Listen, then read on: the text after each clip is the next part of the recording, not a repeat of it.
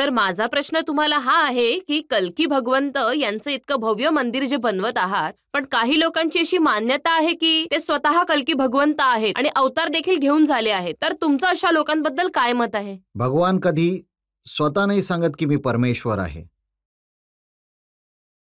जो सांगत आहे की मी कल्की अवतार आहे, त्याला 4 फटके लावले पाहिजेत.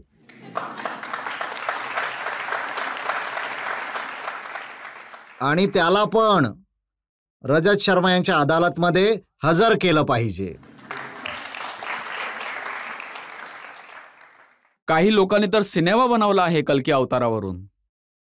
हो, ही गोष्ट वेगळी आहे. सिनेमा बनला पाहिजे.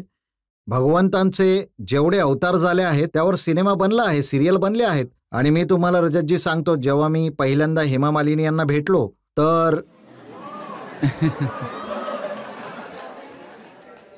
हेमाजींनी म्हटलं की मी कृष्णाची भक्त आहे आणि कृष्णच कलियुगमध्ये कल्कीच्या रूपात येणार आहेत.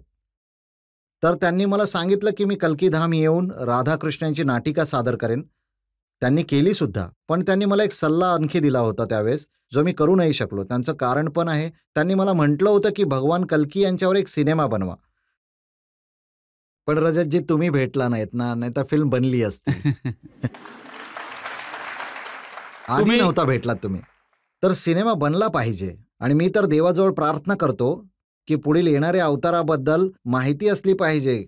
कारण भगवान राम अवतरले, भगवान श्रीकृष्ण अवतरले, भगवान परशुराम अवतरले, भगवानाची जितकी रूपं आहेत ती धर्तीवर आली आहेत. कल्की भगवानचा अवतार शेवटचा अवतार आहे. पण भगवंत आले नाही, तुम्ही ऍडव्हान्स बुकिंग करून टाकलं त्यांचं.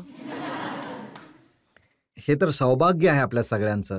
जेव्हा भगवान राम आले तर आपल्याला कुठे माहिती होतं की आपण कोणत्या रूपात होतो तेव्हा. जेव्हा भगवान कृष्ण रूपात आले तेव्हा आपल्याला काय माहित होतं की आपण कोणत्या रूपात होतो. हा परम सौभाग्याचा विषय आहे की आपल्याला माहित आहे की भगवंत येणार आहेत, या धर्तीवर येणार आहेत आणि हे आपल्याला माहित आहे.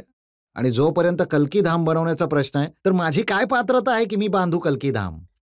माणसाचं आयुष्य निघून जातं, स्वतःचं घर नाही बनवू शकत. भगवंताचं घर बांधण्याची काय पात्रता आहे कुणामध्ये.